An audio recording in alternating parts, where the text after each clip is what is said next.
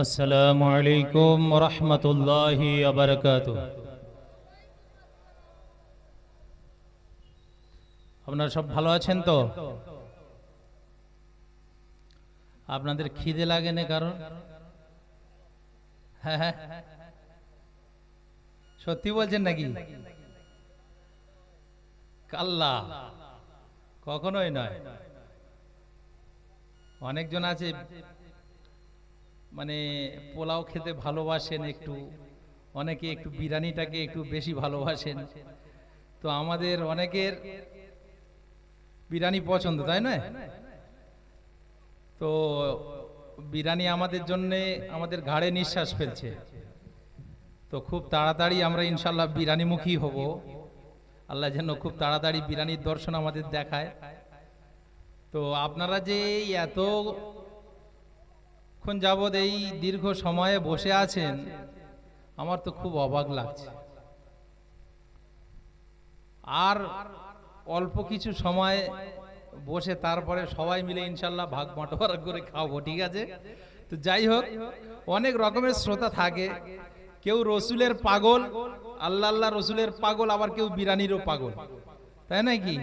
তো আমি সবাইকে বলছি না, এখানে রসুল প্রেমিক মানুষের সংখ্যাটা বেশি, আর বিরিয়ানি প্রেমিক মানুষের সংখ্যাটা হয়তো কম হলেও তারপরেও তো ইয়া আইয়ুহাল বিরিয়ানিয়ুন।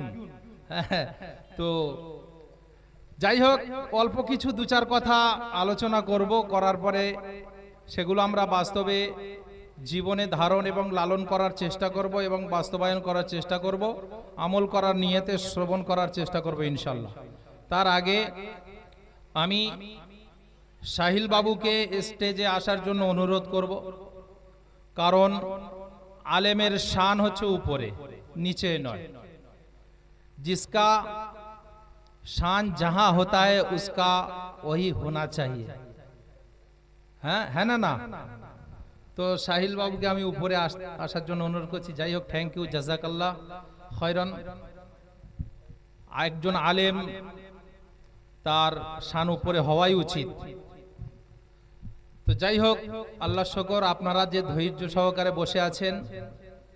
এখন বাজে প্রায় 11:30, 4 মিনিট বাকি। তো খিদে, তো এই সময় খিদের টাইম, এই সময় যদি বিরিয়ানি ভালো করে আপনাদের কষিয়ে দেওয়া যায়, তারপরেও সেই মনটা ওদিকেই পড়ে থাকবে, খাওয়ার দিকে। সেই জন্য বেশি দীর্ঘায়িত নয়, বেশি লম্বা চওড়া নয়, অল্প কিছু আলোচনা আমাদের আমলের জন্য যথেষ্ট। যে মানবে, যে আমল করবে, তার জন্য একটা হাদিস যথেষ্ট।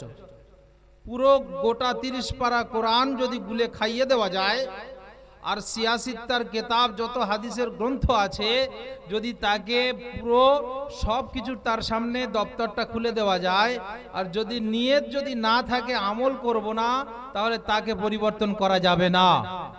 আর যদি আমল যদি করার ইচ্ছা থাকে, পরিবর্তন হওয়ার জজবা থাকে, একটা হাদিস একটা সুন্নাহ তার জন্য যথেষ্ট, ঠিক কিনা? তো সেজন্য করে বেশি দীর্ঘায়িত করব না, অল্প কিছু, something is better than nothing. হ্যাঁ, বেশি থেকে অল্পই যথেষ্ট। যাক, শুরু করা যাক। কারোর ইস্তেঞ্জা লাগেনি তো? যদি ইস্তেঞ্জা পেয়ে থাকে, লজ্জার কোনো বিষয় নয়। এখন সেরে সুরে আসেন, অল্প একটু সময় কষে ঝাড়া হবে, তারপরে দোয়া খায়ের হবে লম্বা চড়া ইনশাআল্লাহ। কারোর যদি মশলাপাতি খাওয়ার দরকার পড়ে, বিড়ি ফিড়ি যদি কারোর নেশা চড়ে যায়, খেয়ে আসতে পারেন। বসলে আর উঠতে দেবো না কিন্তু। একদম দরুদ শরীফ পড়ে, হ্যাঁ, কলমা পড়ে, দরুদ পড়ে যখন বসবো, মজলিসের সৌন্দর্য বজায় রাখতে হবে। মজমার একটা নুরানি আদব কায়দা রক্ষা করতে হবে।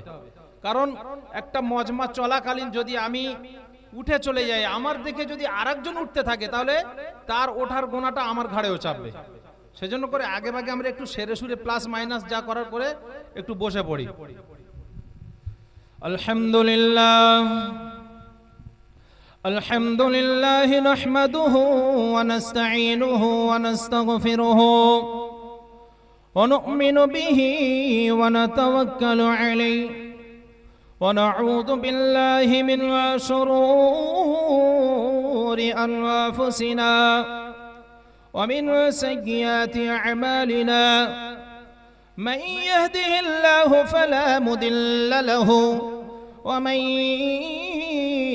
يضلله فلا هادي له ونشهد أن سيدنا وحبيبنا ونبينا ومولانا محمدا عبده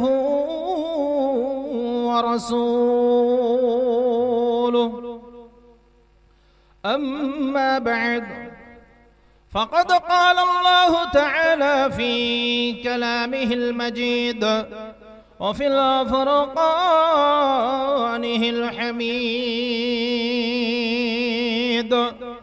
أعوذ بالله من الشيطان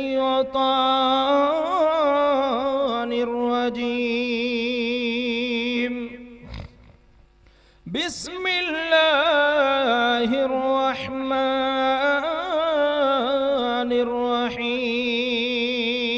الرحيم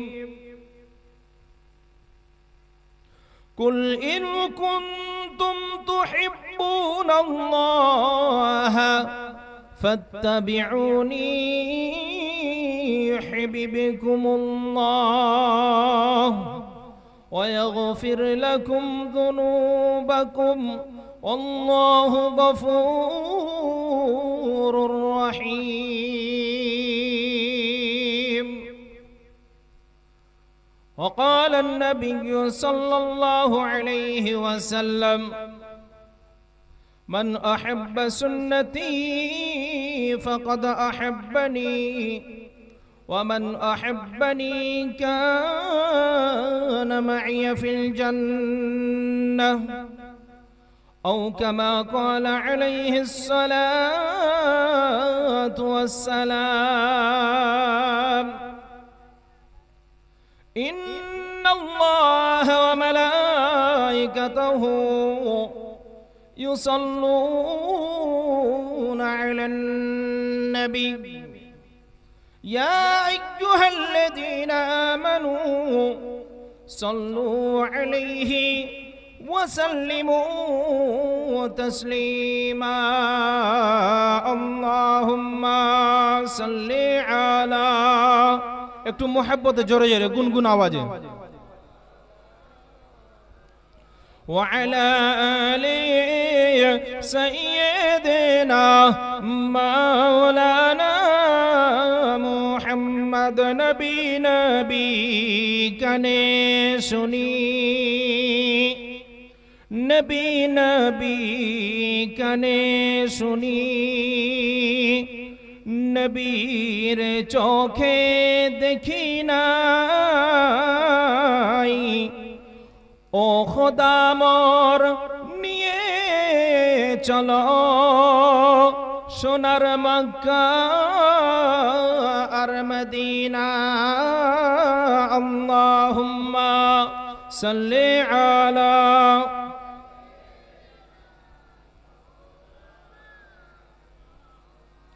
وعلى آل سيدنا مولانا محمد اور লাইলির প্রেমে মজনু পাগল কার প্রেমে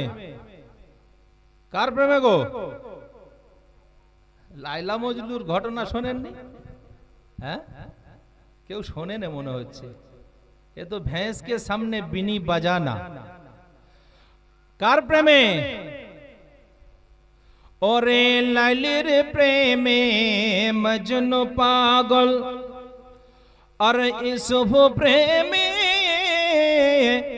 জুলাইখা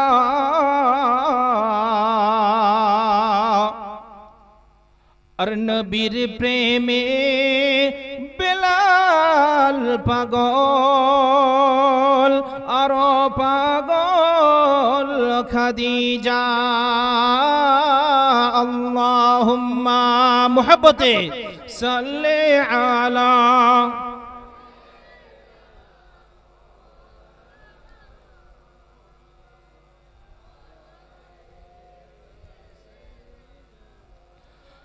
মাওলানা মুহাম্মদ একটু গুনগুন আওয়াজে মৌমাছির মতো মুহাব্বতে জোরে জোরে লা ইলাহা লা ইলাহা লা ইলাহা ইল্লাল্লাহু মুহাম্মাদুর রাসূলুল্লাহ হাসবি রাব্বি জাল্লাল্লাহ মা ফি কলবি গায়রুল্লাহ নূর মুহাম্মদ সাল্লাল্লাহ জোরে জোরে লা ইলাহা ইল্লাল্লাহ লা ইলাহা ইল্লাল্লাহ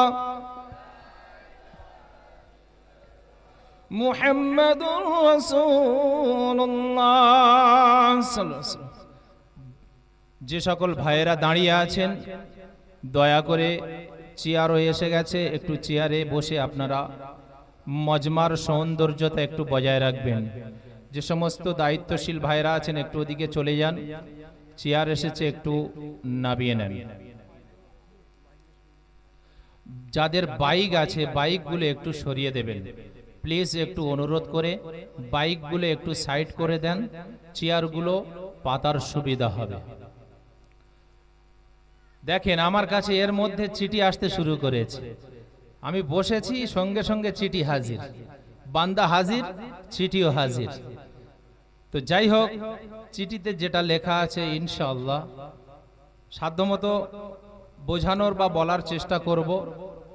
বসেছি যখন একটু ধৈর্যের পরীক্ষা দিলেই খুবই স্বল্প সময়ে আপনাদের কাছে কিছু উপহার দেওয়ার চেষ্টা করব।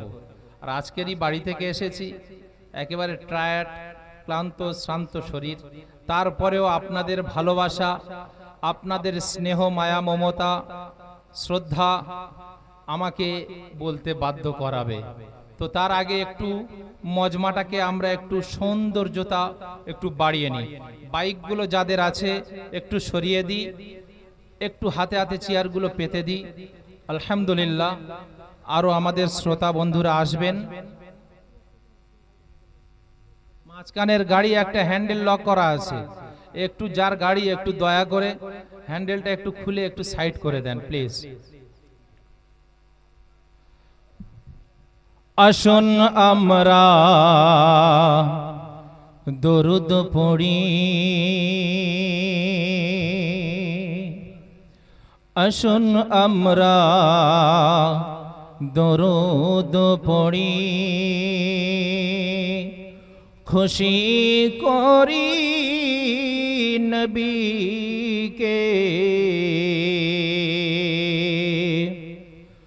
আর হাসর মাঠে নবী ছাড়া সুপারিশ করিবেন কে?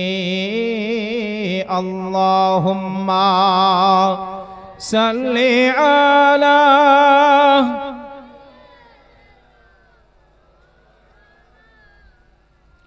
ওয়া আলা আলি সাইয়্যিদিনা মাওলানা মুহাম্মদ। ও ভাই, দরুদ পড়লে গুনাহ আছে না নেকি আছে ভাই? একটু জোরে, একটু আস্তে করে। দরুদ পাঠ করলে গুনাহ হয় না নেকি হয়? একটা ছোট্ট একটা কথা বলবো, আপনাদের আরো আগ্রহ বেড়ে যাবে। আল্লাহ পাক রব্বুল আলামিন বলছেন, আমি হচ্ছি আল্লাহ, আমি সবকিছু সৃষ্টির মালিক। ঠিক কি না? আল্লাহ পাক সব সৃষ্টির মালিক কি মালিক নয়? আল্লাহ বলছে আমি কারোর নামে জিকির করি না। আল্লাহ বলছেন আমি কারোর নামে তসবিহ পাঠ করি না। কিন্তু আল্লাহ পাক রব্বুল আলামিন বলছেন কিন্তু আমি আমার হাবিবের নামে দরুদ পাঠ করি। জোরে বলা যাবে না একবার? তাহলে যার দরুদ স্বয়ং আল্লাহ পাক পাঠ করে তিনি কত ভাগ্যবান, আর তার নামে দরুদ যারা পাঠ করবে তারা কত ভাগ্যবান। তাহলে আমরা দরুদ পাঠ করব কি করব না? হ্যাঁ, দরুদ পড়তে হবে না হবে না? পূর্ণিমার ওই চন্দ্র জলে, আহা কিসের চন্দ্র? আকাশের চাঁদ, পূর্ণিমার চাঁদ। ওরে পূর্ণিমার ওই চন্দ্র জলে মায়ামিনার কোলেতে আর আদর করে চুমা দেয় মা ছেলের ওই কপালে। মোহাব্বতে আল্লাহুম্মা, জোরে জোরে। হ্যাঁ, মাওলানা মুহাম্মদ ওয়া আলা আলি সাইয়্যিদিনা মাওলানা মুহাম্মদ। জোরে নারে তাকবীর। হয় না, এই চিঠি পড়ার মতো জোরে তাকবীর হয় না। একবার আস্তে করে, একবার আস্তে করে, যেন ওযু না ভেঙে যায়, একবার আস্তে করে তাকবীর দিতে হবে। নারে তাকবীর, নারে তাকবীর। হ্যাঁ, তবে মনে হচ্ছে যেন জলসা একটা হচ্ছে। খিদে করতে হবে তো, বিরিয়ানি খেতে হবে না নাকি? খিদেটা করতে হবে তো, খিদে করলে তবে তো দুমুটো ধরে টানা যাবে নাকি? আর না খিদে লাগলে খেলেই গলা বুক জ্বালা করবে, খেলেই বদ হজম হয়ে যাবে। তো সেজন্য যাই হোক, একটু মাঝে মাঝে আমি একটু সাড়া দেবো, আমাকে ফিডব্যাক দিতে হবে। মানে আমিও খিদে করব, আপনাদেরও খিদে করিয়ে নেবো, সবাই মিলে সেটে হনুমান গিয়ারে টানা যাবে, তাই তো? তো সেজন্য করে শুধু আমি একা বকুম বকুম করবো আর আপনারা চুপ করে বসে থাকবেন, ও চলবে না। মাঝে মাঝে ফিডব্যাক দিতে হবে, দেবো ইনশাআল্লাহ। আলহামদুলিল্লাহ, সমস্ত প্রশংসা, যাবতীয় গুণগান, গুণকীর্তন, সাধনা, ভজনা, অর্চনা, আরাধনা নিবেদিত হোক সেই নিখিল বিশ্বের বিশ্ব নিয়ন্তার প্রতি, যিনি মহিয়ান গরিয়ান, সর্বশক্তিমান, অনন্ত অসীম, দয়ালু কৃপাবান, যিনি অব্যয় অক্ষয়, তন্দ্রাহীন নিদ্রাহীন, নবমণ্ডলের পরিচালক, ভূমণ্ডলের প্রতিপালক, যিনি আকাশে, যিনি পাতালে, যিনি জমিনে, যিনি আসমানে, যিনি জলে, যিনি স্থলে, যিনি জঙ্গলে, সদা সর্বদা সর্ব জায়গায় সর্বাবস্থায় বিরাজমান, তিনি হলেন কে? হ্যাঁ, তিনি হলেন আল্লাহ। এইবারে মনে হচ্ছে খিদে হচ্ছে, মাঝে মাঝে চেক করবেন পেটে হাত দিয়ে। যাই হোক, তিনি হলেন আল্লাহ। যে আল্লাহ পাক আমাদেরকে দয়া করে, মায়া করে, ভালোবেসে, স্নেহ করে, মায়া মমতা করে, অতীব দয়ালু তিনি, আমাদেরকে একটা কোরআন ও হাদিসের, আল্লাহ রসুলের আলোচনার মজলিসে, জান্নাতের বাগানের মজলিসে বসার, শোনার, আমল করার সুযোগ বা তৌফিক দান করেছেন। এর জন্য আমরা সবাই অন্তরের মণিকোটা থেকে, অন্তরের গভীরতা থেকে সেই মহান রব্বুল আলামিন স্রষ্টার দরবারে একবার কালিমাতুশ শুকর আদায় করি, জোরে সোরে মন থেকে বলি একবার আলহামদুলিল্লাহ। ঠিক তারপরে পরে বিশ্ব মানবতার কাণ্ডারি, বিশ্ব মনি ঋষিদের মনি ঋষি, বিশ্ব মানবতার দূত, বিশ্ব পথহারা পথিকের পথের দিশারি, মানবতার কাণ্ডারি, রহমাতুল্লিল আলামিন, শাফিয়ে মুজনাবিন, ইমামুল আম্বিয়া, কামলিওয়ালা, মদিনাওয়ালা, মুহাব্বতের নবী, মায়ার নবী, ইমামুল আম্বিয়া, দোজাহানের বাদশাহ, নবীকুলের শিরোমণি, দোজাহানের বাদশাহ, বিশ্ব নবী জনাবে মুহাম্মদুর রাসূলুল্লাহ সাল্লাল্লাহু আলাইহি ওয়াসাল্লামের প্রতি, তার সকল সাহাবায়ে কেরামদের প্রতি, তার সকল পাক পাঞ্জাতনের প্রতি, আহলে বায়তদের প্রতি মহান রব্বুল আলামিনের পক্ষ থেকে অসংখ্য অগণিত অফুরন্ত দরুদ ও সালাম, শান্তির ধারা বৃষ্টির ন্যায় বর্ষিত হোক। আমরা চিল্লে বলি আল্লাহুম্মা আমিন।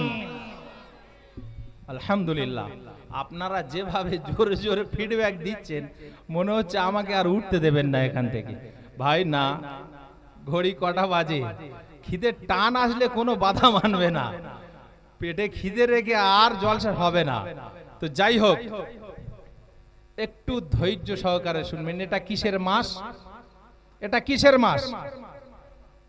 কিসের মাস? খেলাধুলার মাস। কে বললো খেলাধুলার মাস? মারা ফরজ হয়ে গেছে, বলে খেলাধুলার মাস। এটা হচ্ছে রবিউল আউয়াল মাস, যে মাসে বিশ্ব মানবতার কাণ্ডারির ধরার বুকে আগমন করেছিলেন। এই মাস যেহেতু নবীর আগমনের মাস, সেহেতু নবীর জীবন আদর্শ নিয়ে, নবীর আগমনের কিছু কথা না বললে তো নয়। তো নবীর আগমনের কথা কিছু বলে তারপরে কেমন ধোয়াধুয়ি হবে সেটা আমি বলতে পারবো না। একটু মোটামুটি গোলাপ পানি দিয়ে কেওড়া পানি দিয়ে একটু ধুয়ে ধায়ে দিয়ে তারপরে ভালো করে গোসল করে ফ্রেশ হয়ে বিরিয়ানি খেতে যাবো ইনশাআল্লাহ। আপনারা কি রাজি তো? ভাই রাজি তো? যুবক ছেলেরা রাজি আছো? ঠিক আছে, তাহলে একবার আস্তে করে নারে তাকবীর। যাক মাশাআল্লাহ, বেশি বিরক্ত করব না, ছোট্ট করে নবীর আগমনের বার্তাটা একটু ভিডিও আকারে, একটু ছবি আকারে, আপনাদের ভিডিও ফুটেজ আকারে একটু আপনাদের সম্মুখে একটু উপঢৌকন ভাবে তুলে ধরবো, উপঢৌকন হিসেবে একটু ছোট্ট করে শুনবেন। আর যেখানে সুবহানাল্লাহ বলার দরকার সেখানে বলবেন, আর যেখানে নাউজুবিল্লাহ বলার দরকার সেখানে বলবেন। ইন্নালিল্লাহ জায়গায় সুবহানাল্লাহ নয়, সুবহানাল্লাহর জায়গায় ইন্নালিল্লাহ নয়। একদিন বয়ান করছি, জুম্মার বয়ান করছি, নবীর নাওয়াসা কলিজার যুগল নবীর নাতির গলায় ছুরি চালাচ্ছে, বলে সুবহানাল্লাহ। নবীর নাতির গলায় ছুরি চালাচ্ছে, বলে সুবহানাল্লাহ। ভালো কাজ করছে তো একটু বুঝে শুনে বলবেন।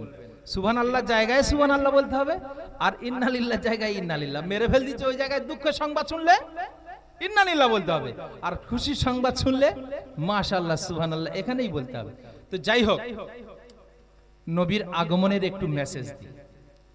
মক্কার ভূমিতে, মক্কা নগরীতে, আরবের বুকে আব্দুল মুত্তালিবের বেটা আব্দুল্লাহ, তখন বিবাহ হয়নি মা আমিনার সাথে, বিবাহ বন্ধনে আবদ্ধ হয়নি। আব্দুল্লাহ নওজোয়ান যুবক, আরবের অলিতে গলিতে যখন ঘুরে বেড়াতেন, আরবের রমণীরা, আরবের মহিলারা, সুন্দরী সুন্দরী মহিলারা আব্দুল্লাহর চেহারা মোবারকের দিকে দেখে আব্দুল্লাহর চেহারার ঠিক পেশানিতে কপাল বরাবর একটা নুরানি ছটা, একটা নূরের ঝলক, একটা নুরানি আকর্ষণ সেই মহিলারা পেত।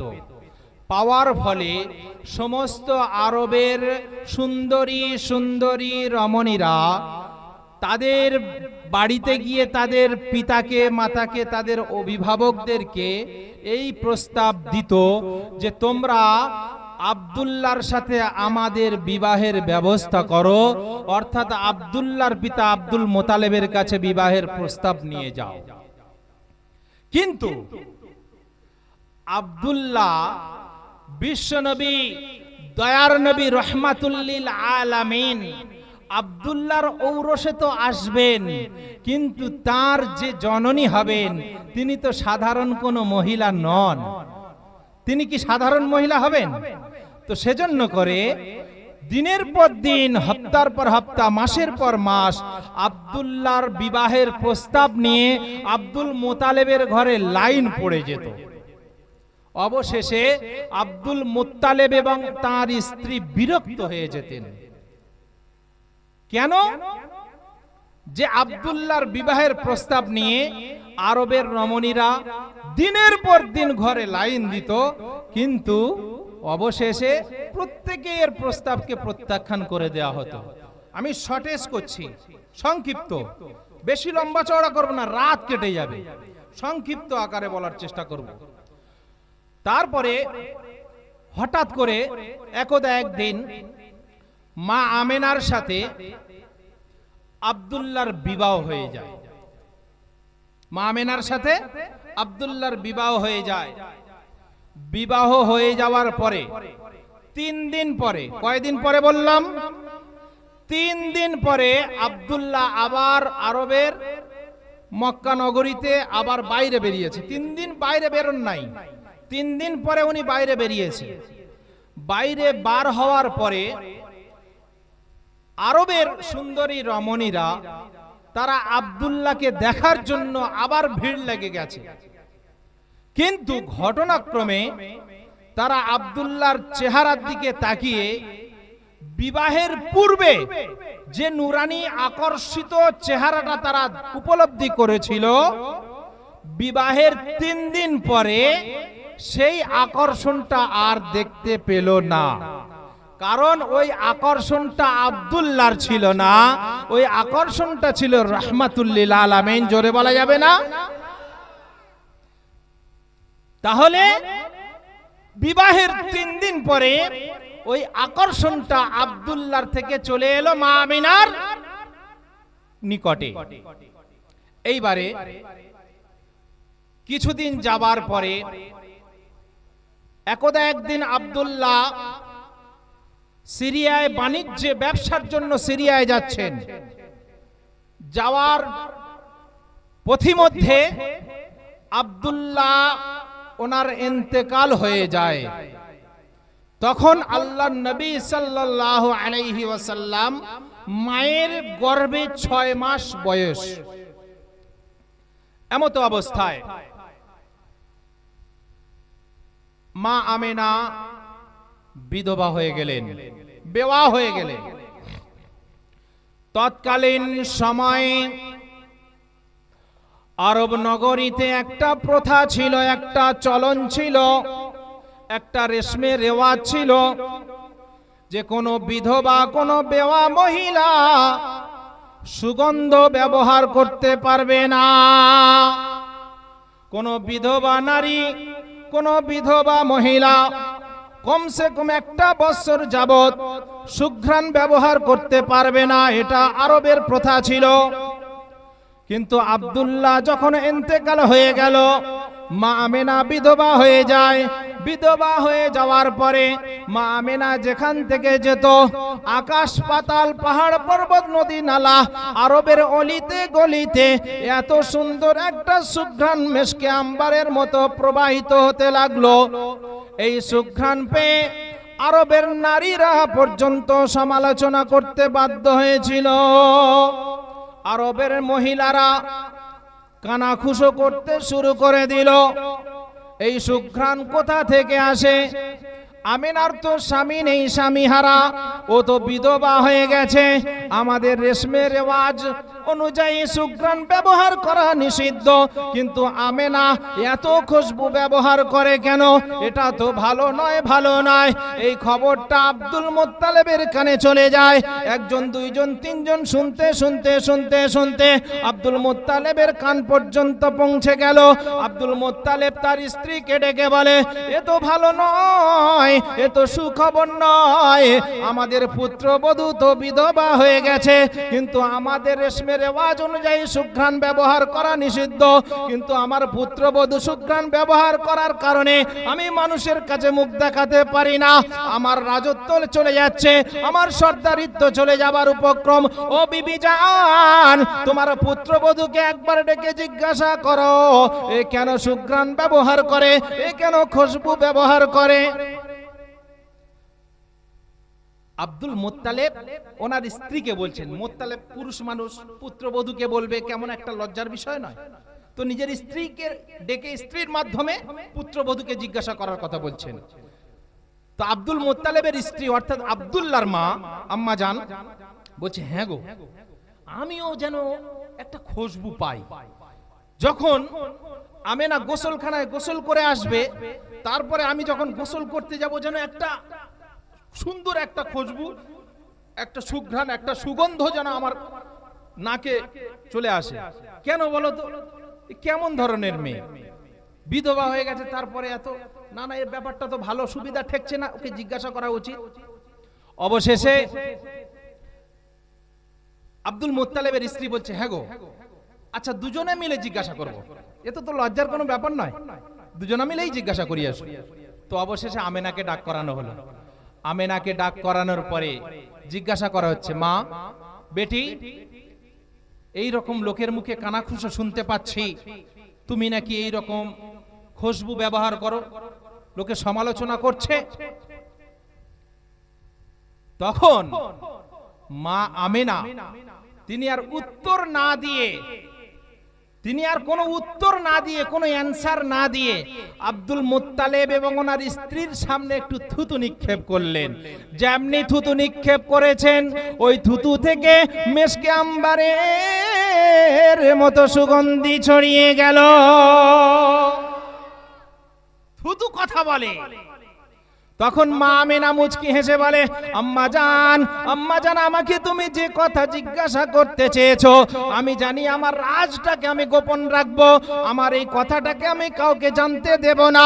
কিন্তু না, আমার রাজটাকে আমি গোপন রাখতে পারলাম না। তোমরা যখন জিজ্ঞাসা করেছো, আমি তোমাদের কাছে বলি, শোনো, তোমরা আমার গোপন কথাটা শুনে নাও। এ আমার খুশবু নয়, আমি কোনো সুঘ্রাণ ব্যবহার করি না। এ আমার থুতু পর্যন্ত সুঘ্রাণ হয়ে গেল যেদিন থেকে আমার গর্ভে, যেদিন থেকে আমার পেটে তোমার বেটা আব্দুল্লাহর ঔরস থেকে আমার পেটে এসেছে আমার বাচ্চা, ওই দিন থেকে আমার কোনো সুঘ্রাণ নয়। আমার পেটের যে বাচ্চা আছে, আমার ওই পেটের বাচ্চার খুশবু দুনিয়া মাতোয়ারা। এ তো রহমতের নবীর খুশবু। ও আম্মা জান, শুধু তাই নয়, যেদিন থেকে আমার বেটা আমার গর্ভে এসেছে, আমি যে ঘরে থাকি ওই ঘরের দেওয়াল পর্যন্ত আমাকে সালাম জানিয়েছে, আমার ঘরের ধুলাবালি পর্যন্ত আমাকে সালাম দিয়েছে। আমি যখন বাইরে বেরিয়ে গিয়েছিলাম, আসমানের তারকারা নিচে জমিনে নেমে এসে আমাকে সালাম জানিয়েছে। আর আমি যখন বাইরে ঘরের ভিতরে এসেছি, ফেরাউনের বিবি আসিয়া আর ঈসা নবীর আম্মা জানের নাম কি? মারিয়াম, তাই তো? ঈসা নবীর মায়ের নাম কি? মা মারিয়াম। আর ফেরাউনের স্ত্রী আসিয়া, আর উম্মে কুলসুম, মুসা আলাইহিস সালাতু ওয়াস সালামের বোন। এই উম্মে কুলসুম আর বিবি আসিয়া আর মা মারিয়াম, এই তিনজনে, এই তিনটি নারী, এই তিনটি জান্নাতি রমণী, আমার গর্ভে যখন আমার সন্তান এসেছে, এই তিনজন মহিলা ফুলের মালা তৈরি করে নিয়ে আমার গলায় পরিয়ে দিয়ে গেছে। ও জননী, আরো কি শুনতে চাও? 12 জন নবী ও রাসূল এসে, 12 জন রাসূল এসে আমার গর্ভে নবী মুহাম্মদকে সালাম জানিয়ে গিয়েছে। ও আম্মি জান, আরো কি শুনতে চাও? আরবের মরুভূমিতে তখন কুয়ার পানি খেতে লাইন পড়ে যেত। আমি যখন কুয়ার পানি নিতে যেতাম, তখন কুয়ার পানি ঝুমঝুম করে উপরে উঠে আসতো, আর খিলখিল করে শব্দ হতো, যেন কুয়ার পানি কি যেন একটা বলছে, ওরে আমেনা, ও দয়ার নবীর মা আমেনা, তুমি তো আমি কুয়ার পানি আমাকে লজ্জায় ফেলে দিয়েছো। তুমি যদি বলতে আমেনা, তোমার কুঁড়ে ঘরে আমরা কুয়ার পানি পৌঁছে যেতাম। কুয়ার পানি পর্যন্ত উপরে উঠে আসতো, দড়ি দিয়ে তুলতে হতো না। আরবের রমণীরা যারা কুয়ায় পানি নিতে যেতেন, আমেনার পা দুটো জড়িয়ে ধরে থাকতেন, বলতেন, আমেনা, এই কূপের ধার থেকে তুমি যেও না, তুমি এই কুয়ার ধারে দাঁড়িয়ে থাকো। তুমি যতক্ষণ কুয়ার ধারে দাঁড়িয়ে থাকবে, কুয়ার পানি ততক্ষণ উপরে থাকবে। তুমি চলে গেলে আমাদের কষ্ট করে দড়ি দিয়ে, রশি দিয়ে কুয়ার পানি টেনে তুলতে হয়।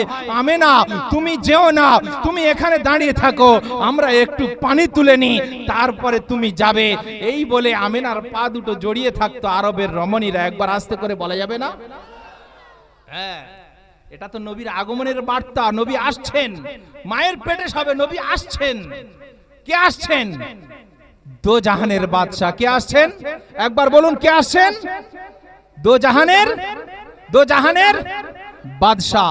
দো জাহানের বাদশাহ আসছেন। বাদশাহ তো বাদশাই হতা হয় না, দো জাহানের বাদশাহ আসছেন, কামলিওয়ালা, যার শানে স্বয়ং আল্লাহ পাক রব্বুল আলামিন দরুদ পাঠ করেছেন, সুবহানাল্লাহ। তো দো জাহানের বাদশাহ নবী তো নবী, কেমন নবী? নবী আসছেন, এইবারে নবী আসছেন আব্দুল্লাহ ইবনে আউফ রাদিয়াল্লাহু তাআলা আনহু। ওনার আম্মাজান নাম শেফা। তৎকালীন উনি দাইমা ছিলেন। বাচ্চা হলে যে দাইমা থাকে না, দাইমা ছিলেন, দাইমা। তো উনি এবারে নবীর, আমি শর্ট করে দিচ্ছি, শর্টে বলছি, লম্বা চওড়া কাহিনী, রাত ফুরিয়ে যাবে।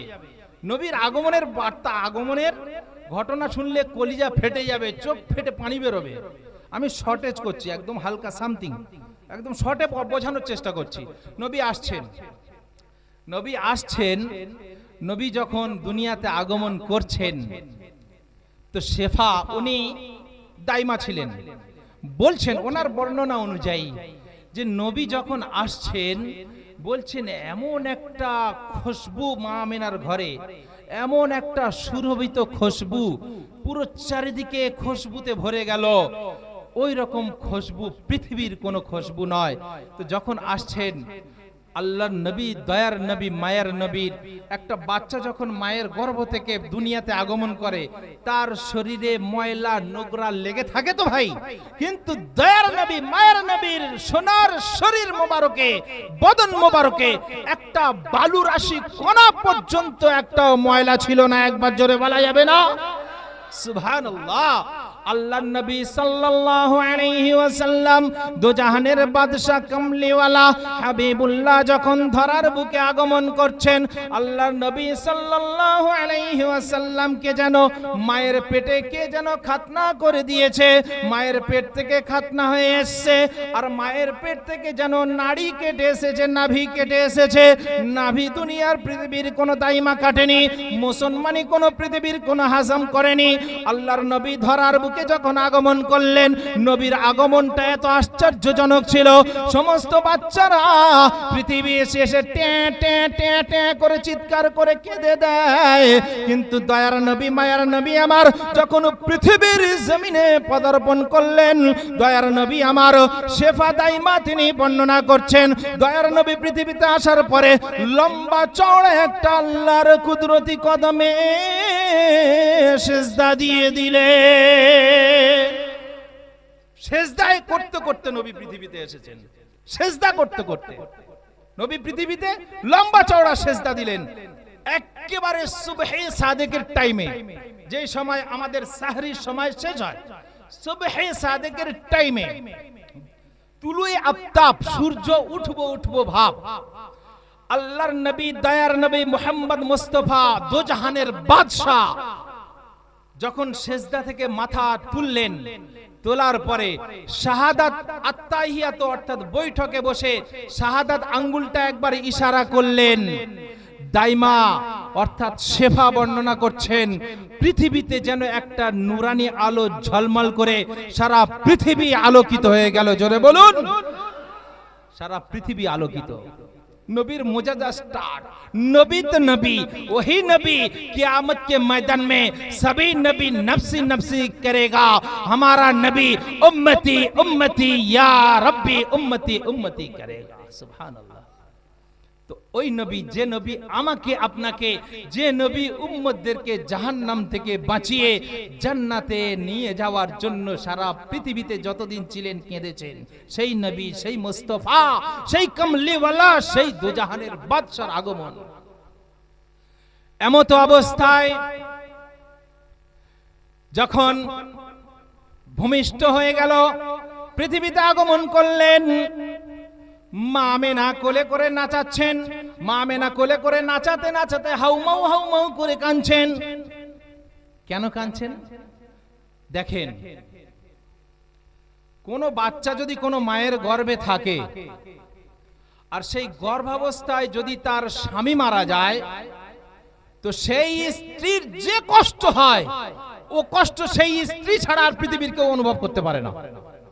কথা ঠিক বলছি না ভুল বলছি? তো মা আমেনার গর্ভে যখন নবী আমার ছিলেন, তখন তো গর্ভে থাকা অবস্থায় আব্দুল্লাহ ইন্তেকাল। তো সেই কষ্টটা উনি অনুভব করছেন, হয়তো আমার স্বামী বেঁচে থাকলে আমার বাচ্চার জন্য খেলনা কিনে দিতেন, আমার বাচ্চাকে কোলে করে নাচাতেন, আমার বাচ্চাকে দেখে কত না খুশি হতেন। কিন্তু নবী পৃথিবীতে আসলেন এতিম হয়ে। সেই জন্য তো এতিমের মর্যাদা নবী বোঝেন। নবী এমন নবী, সমস্ত কুল কায়নাতের সৃষ্টিকুলের যত গুণাবলী আছে, আমার আপনার নবী, দয়ার নবীর মধ্যে আল্লাহ সেই সমস্ত গুণাবলী দিয়ে পরিপূর্ণ করে দিয়েছেন। জোরে বলুন সুবহানাল্লাহ। সেই মুস্তাফা আসছেন ধরার বুকে।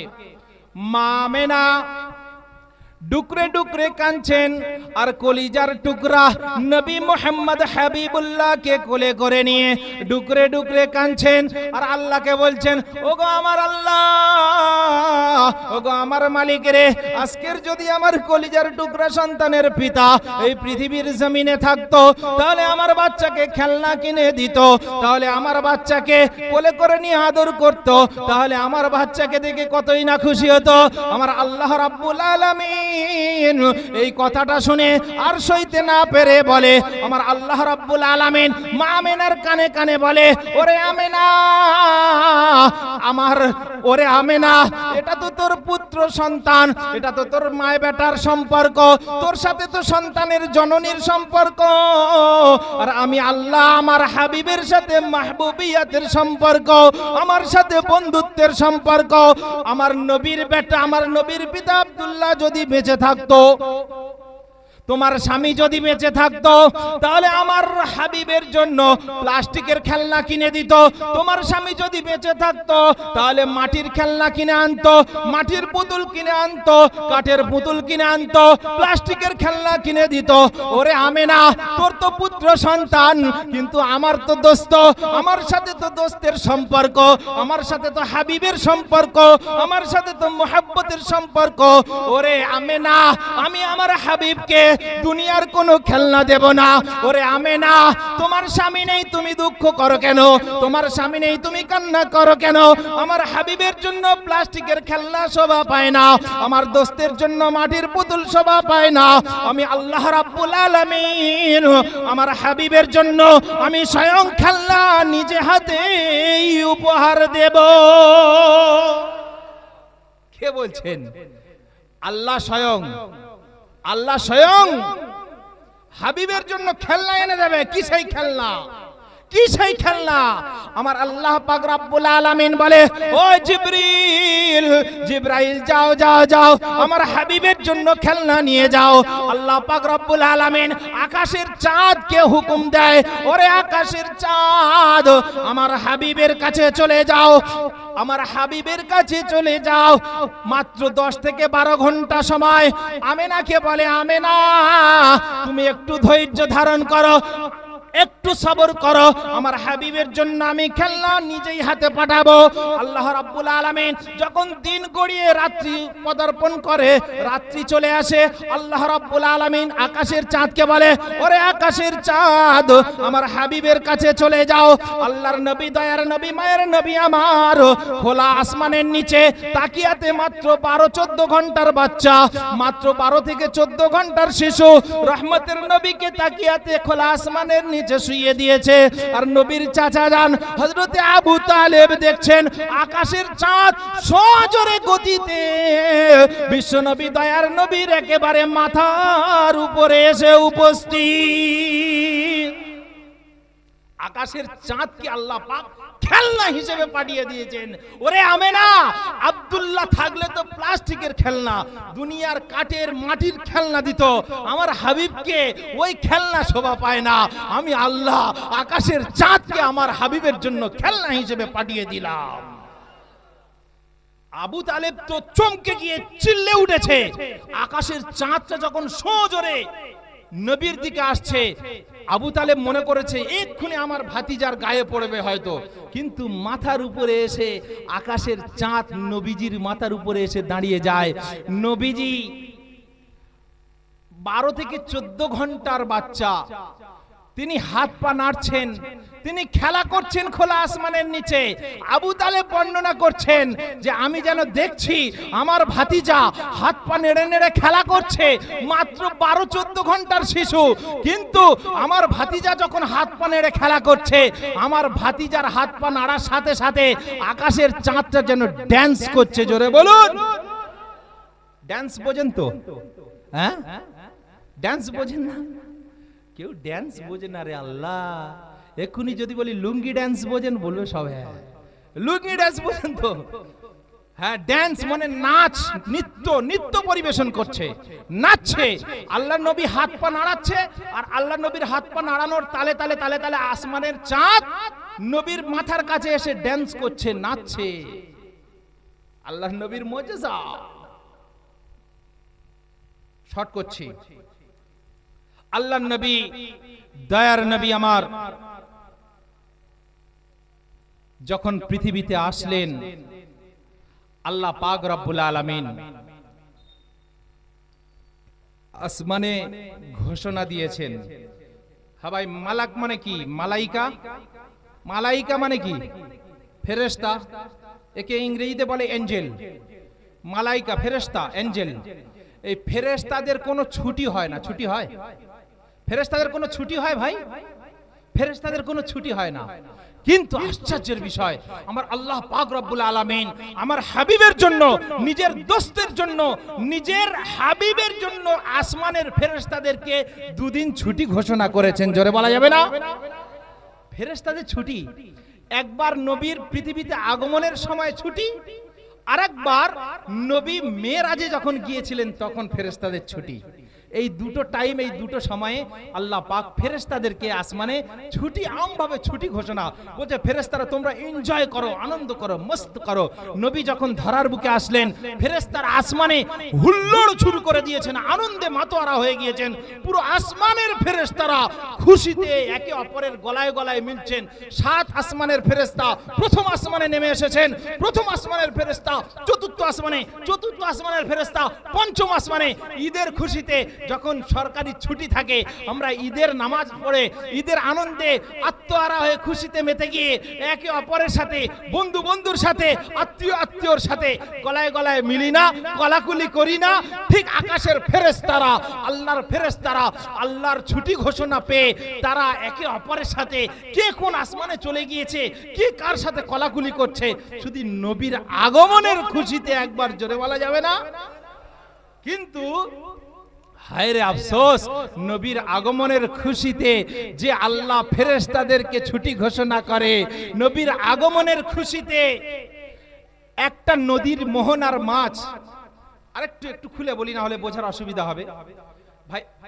একটা মোহনা আরেকটা মোহনায় পাওয়া যায় না। কেমন?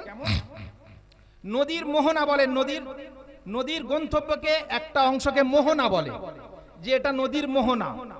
সেই মোহনার কোন বস্তু অন্য মোহনায় পাওয়া যায় না। যেমন উদাহরণ, এক্সাম্পল দিলে বোঝা যাবে, যেমন পদ্মা নদীর ইলিশ। পদ্মা নদীর ইলিশ পদ্মা মোহনায় পাওয়া যাবে, আমাদের এই গঙ্গায় বা আমাদের ডায়মন্ড হাবড়া বা আমাদের কোনো বড় বড় সমুদ্রে বা নদীর মোহনায় পাওয়া যায় না। ওই ইলিশ পাওয়া যাবে না। ইলিশ পাওয়া যাবে কিন্তু ওই ইলিশ, পদ্মার ইলিশ পাওয়া যাবে না। তো একটা মোহনা আর একটা মোহনায় পাওয়া যায় না। কিন্তু নবীর আগমনের খুশিতে আমার আল্লাহ পাক রব্বুল আলামিন আসমানে যখন ফেরেশতাদের ছুটি ঘোষণা করেছেন, ওই রকম সমুদ্রে নদীর মোহনা, একটা মোহনা আর একটা মোহনার সাথে মিলেমিশে একাকার। একটা মোহনার মাছ আর একটা মোহনায় চলে গিয়েছে, একটা দরিয়ার মাছ আর একটা দরিয়ায় চলে গিয়েছে, একটা সমুদ্রের প্রাণী আর একটা সমুদ্রে চলে গিয়েছে, একে অপরের সাথে সাক্ষাৎ করছে আর সুসংবাদ দিচ্ছে, দোজাহানের বাদশা আ গয়া, দোজাহানের বাদশা আ গয়া। নবী কামলিওয়ালার আগমন ঘটেছে, রহমতের নবীর আগমন ঘটেছে, নবী এসেছে, মুস্তাফা আ গয়া, মুস্তাফা এসে গিয়েছে। এইভাবে একটা গাছ আর একটা গাছকে বলছে, একটা প্রাণী আর একটা প্রাণীকে বলছে, একটা মাছ আর একটা মাছকে বলছে, একটা পশু, এমনকি জঙ্গলের সিংহ, জঙ্গলের বাঘ, জঙ্গলের সিংহ হচ্ছে জঙ্গলের শের, জঙ্গলের রাজা, জঙ্গলের সিংহ বাঘকে ধরে বলছে, বাঘ মশাই নবী আ গয়া, মুস্তাফা আ গয়া, কামলিওয়ালা আ গয়া। আর জুলুম নয়, আর হামলা নয়, আর বেইনসাফি নয়, এইবারে ইনসাফ হবে, এইবারে ইনসাফ হবে।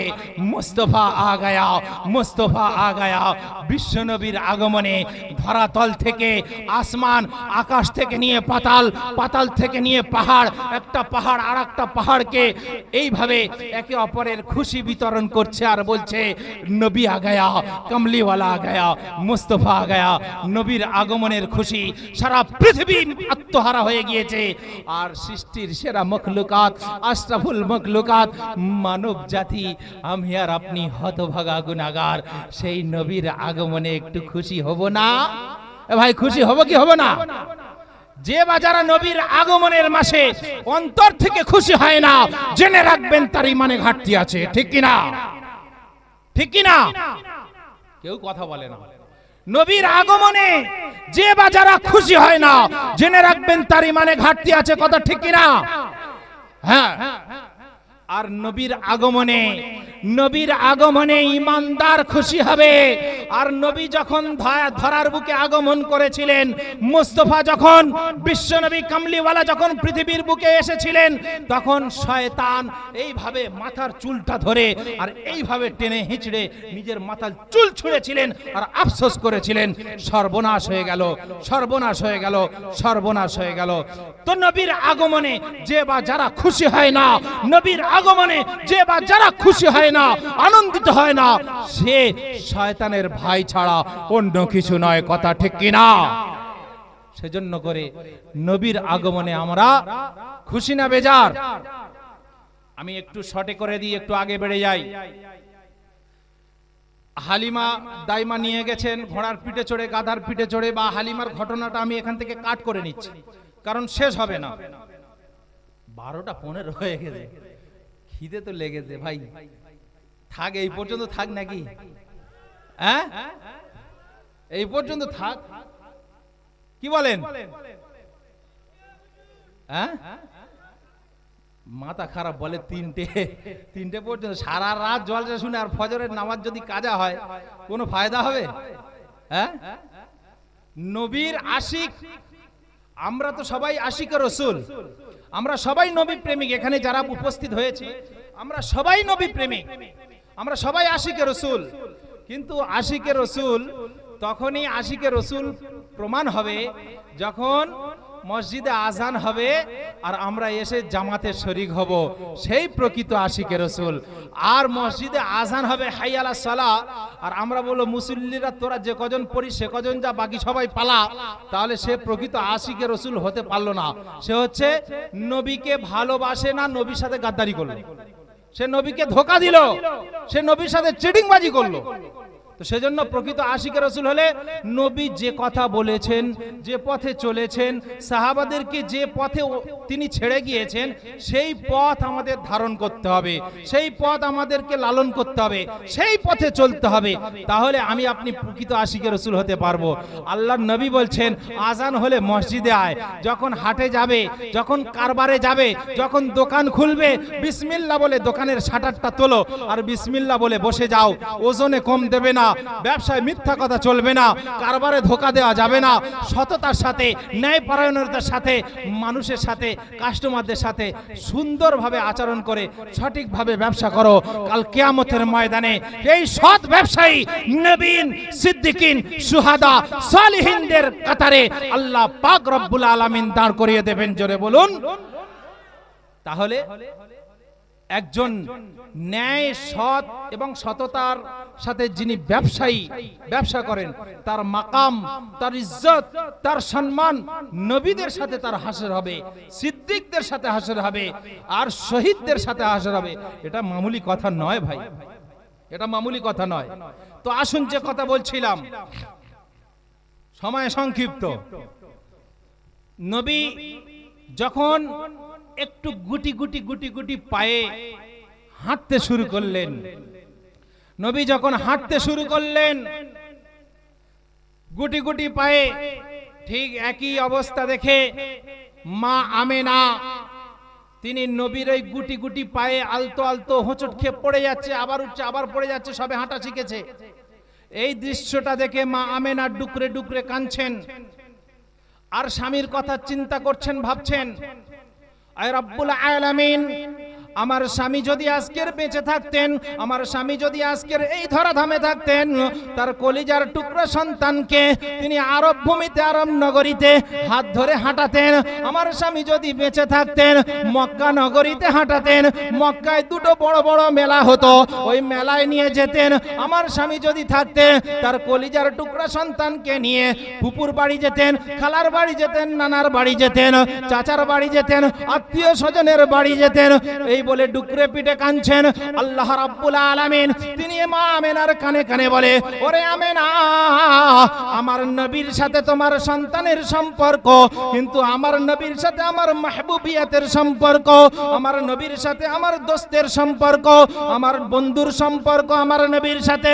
ও আমেনা, একটু ধৈর্য ধারণ করো, একটু ধৈর্য ধরো, একটু সবরের পরীক্ষা দাও। তোমার স্বামী যদি বেঁচে থাকতো, তোমার স্বামী তোমার সন্তানকে নিয়ে আরব নগরী নগরী অলিতে গলিতে ঘুরে বেড়াতো, মক্কার জমিনে ঘুরে বেড়াতো, মেলায় ঘুরে বেড়াতো, আত্মীয়র বাড়ি, চাচার বাড়ি, খালার বাড়ি, খালুর বাড়ি, ফুপুর বাড়ি যেত। কিন্তু ওরে আমেনা, তোমার সন্তানের সম্পর্ক আমার সাথে আমার হাবিবের মাহবুবিয়তের সম্পর্ক, একটু ধৈর্য ধরো। আমার হাবিবকে আমি মক্কায় ঘোরাবো না, আমার হাবিবকে আমি মক্কা নগরীতে ঘোরাবো না, আমার হাবিবকে আমি আরব নগরীতে ঘোরাবো না, আমার হাবিবকে আমি কোন চাচার বাড়ি, ফুপুর বাড়ি ঘোরাবো না। আল্লাযী ইয়াসরা বিআবদিহি লাইলাম মিনাল মসজিদিল হারামি ইলাল মসজিদিল আকসা। একটু ধৈর্য ধারণ করো, আমার হাবিবকে আমি আকসা মসজিদ থেকে, মক্কা থেকে মসজিদে আকসায় নিয়ে আসব। আমি আমার হাবিবকে নিজে হাতে ধরে ঘোরাবো, আমার হাবিবকে আমি নিজে হাত ধরে ঘুরতে নিয়ে যাব। আল্লাহ রাব্বুল আলামিন জিবরাইলকে অনুমতি দেবেন, আমার হাবিবকে আমি ওই মসজিদে আকসা থেকে নিয়ে প্রথম আসমান ঘোরাবো, দ্বিতীয় আসমান ঘোরাবো, তৃতীয় আসমান ঘোরাবো, এইভাবে চতুর্থ, পঞ্চম, ষষ্ঠম, সপ্তম, সাতম আসমান ঘোরাবো। আমার হাবিবকে আমি লৌহে কুরসি দেখাবো, লৌহ কলম ঘোরাবো, আমার হাবিবকে আমি জান্নাত দেখাবো, আমার হাবিবকে আমি জাহান্নাম দেখাবো, আমার হাবিবকে আমি আরশ দেখাবো, সব কিছু দেখাবো। কায়নাতের সমস্ত সব কিছু আমি আল্লাহ রাব্বুল আলামিন নিজে হাতে দেখাবো। তারপরে সব কিছু দেখানোর পরে আমি আল্লাহ পাক রব্বুল আলামিন আমার হাবিবকে আমার কাছে একেবারে আমার পাশে বসিয়ে আমি আল্লাহ আমাকে নিজেই দেখিয়ে দেব। আমেনা, চিন্তা করিস না আমেনা, আব্দুল্লাহ বেঁচে থাকলে তো আরবে আর ওই দুটো মেলা আর ওই মক্কা মদিনায় ঘোরাবে, আর কোথায় ঘোরাবে, কিন্তু আমার হাবিবকে ঘোরাবো আমি। অবশেষে আমাকে দেখার পরে আমেনা, তোর বেটাকে তোর কোলে আমি ফিরিয়ে দেব, তোর বেটাকে আমি তোর কোলে ফিরিয়ে দেব। সময়ের অপেক্ষা, একটু সবর, একটু ধৈর্য। ভাই, ঘুরিয়েছে কি ঘোরায় নাই? ঘুরিয়েছে কি ঘোরায় নাই? ঘুরিয়েছে তো। মেরাজের ঘটনা জানেন না? সবাই তো জানেন। আল্লাহ পাক নবীকে ঘোরায়নি, সবকিছু দেখায়নি? সবকিছু দেখিয়েছে। আহারে, ওই নবী, যে নবী আমার আপনার জন্য কাঁদে, যে নবী আমার আপনার জন্য জাহান্নাম থেকে মুক্ত করার জন্য কেঁদেছেন, এখনো কবরে শুয়ে শুয়ে কাঁদছেন, কিয়ামতের ময়দানে গিয়েও কাঁদবেন। আর ওই নবীর জন্য আমরা কিচ্ছু করতে পারিনি।